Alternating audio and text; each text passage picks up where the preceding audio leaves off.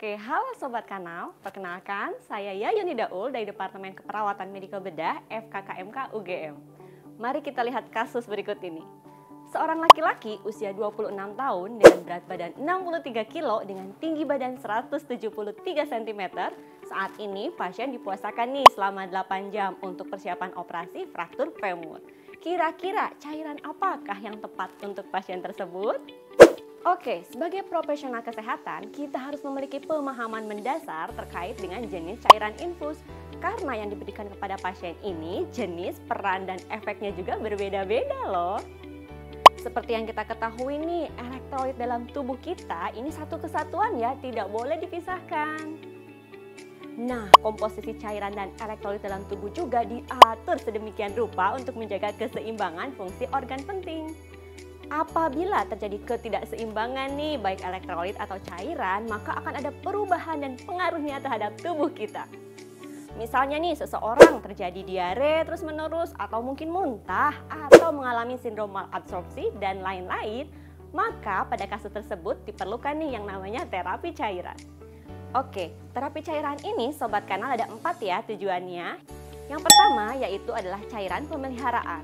Terapi ini digunakan atau diperlukan dengan cara yaitu diberikan cairan melalui akses pembuluh darah atau intravena kepada pasien. Tujuannya untuk memenuhi kebutuhan cairannya. Biasanya pasien tersebut tidak bisa memenuhi kebutuhan cairan melalui rute enteral. Yang kedua, cairan pengganti. Nah, tujuan untuk cairan pengganti biasanya cairan dan elektrolit digunakan atau diberikan kepada pasien untuk mengatasi kehilangan cairan yang masif atau terus-menerus nih. Yang ketiga tujuannya yaitu ini diberikan cairan untuk tujuan khusus, artinya biasanya diberikan untuk koreksi elektrolit pada pasien.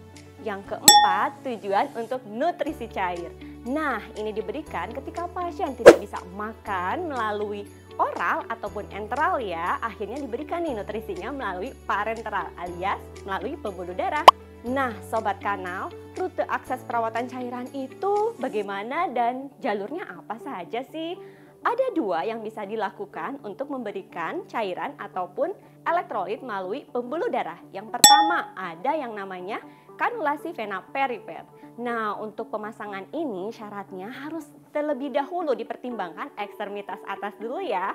Misalnya di tangan dulu.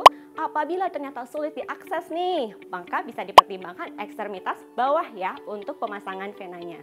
Nah, pertimbangan untuk akses infus ataupun vena melalui perifer ini yaitu apabila cairannya diberikan dalam waktu singkat. Jadi apabila lebih dari 3 hari nih ya, kita harus pindah nih lokasi venanya dan juga ganti set infusnya. Yang kedua yaitu pemberian cairannya dilakukan dalam keadaan darurat, misalnya kehilangan cairan yang banyak atau karena pendarahan akut. Atau juga nih, terapi dengan vena kanulasi vena perifer ini diberikan ketika kita memerlukan kepada pasien ini diberikan obat secara kontinu atau berulang-ulang. Yang kedua dikenal dengan kanulasi vena sentral. Nah, kanulasi ini dilakukan melalui vena subclavikula dan juga vena jugularis internal. Ini penggunaannya jangka panjang ya Sobat. Artinya biasanya diberikan kepada pasien yang memerlukan parenteral total atau pemberian nutrisi secara total. Tujuannya untuk pemasangan kanulasi vena sentral ini yaitu terapi cairan, nutrisi dengan jangka panjang, atau diberikan ketika pasien tidak bisa nih diakses melalui vena perifer. Nah, sekarang kita lanjut nih Sobat Kanal. Jenis dan indikasi cairan apa saja ya? Oke, untuk jenis cairan sendiri ada 2 ya pemberiannya, yaitu jenis cairan yang namanya cairan kristaloid, yang kedua ada jenis cairan koloid. Yang pertama kita bahas nih cairan kristaloid. Nah, isi dari cairan kristaloid ini adalah elektrolit seperti yang kita tahu nih ada kalium, natrium, kalsium, dan klorida. Nah, kristaloid sendiri memiliki keunggulan ya karena dia itu murah, mudah didapat juga, termasuk ya ini respon untuk imunologisnya itu tidak bisa dipicu nih oleh kristaloid ini. Kristaloid diklasifikasikan menjadi 3 ya berdasarkan tonisitasnya alias konsentrasi elektrolit terlarut dalam air jika dibandingkan dengan plasma tubuh. Yang pertama kita kenal isotonis, artinya dalam keadaan isotonik. Istilah isotonik mengacu pada kristaloid ini ketika jumlah elektrolitnya itu sama dengan plasma, sehingga memiliki konsentrasi yang sama. Artinya iso ini sama, tonik ini konsentrasi. Tapi hati-hati nih, efek sampingnya biasanya yang harus kita waspadai, terjadinya edem perifer dan juga edem di paru ya. Contoh larutan kristaloid kita kenal nih, ada ring laktat atau normal salin dikenal dengan NaCl 0,9% atau juga aserik. Yang kedua yaitu cairan hipertonis alias keadaan hipertonik. Artinya ya, mengacu kepada kristaloid yang mengandung lebih banyak elektrolit nih dibanding plasma. Dengan demikian lebih terkonsentrasi. Hiper artinya tinggi, tonik itu konsentrasi.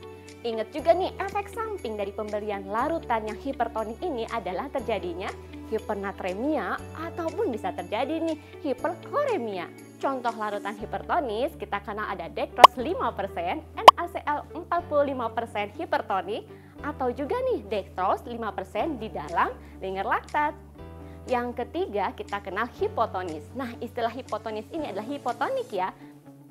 Oke, artinya yaitu sedikit sekali elektrolit dan kurang terkonsentrasi daripada plasma.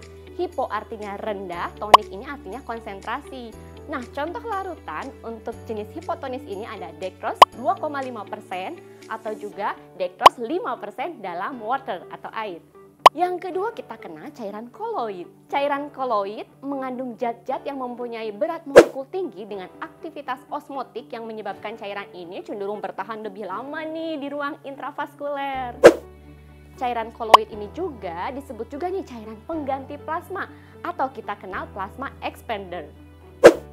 Koloid digunakan ketika dilakukan resusitasi cairan pada pasien dengan defisit cairan yang parah, seperti kejadian shock hipovolemik atau juga hemoragik, atau juga nih pada pasien dengan hipoalbuminemia berat. Misalnya dia kehilangan protein yang signifikan, misalnya terjadi pada pasien luka bakar dengan cakupan yang luas. Kekurangan koloid ini yaitu biayanya lebih mahal ya. Kemudian kemungkinan reaksi alergi ataupun hipersensitivitasnya lebih tinggi dan juga bisa terjadi nih gangguan pada cross match. Jenis larutan koloid dikategorikan menjadi dua ya, tergantung dari metode pembuatannya.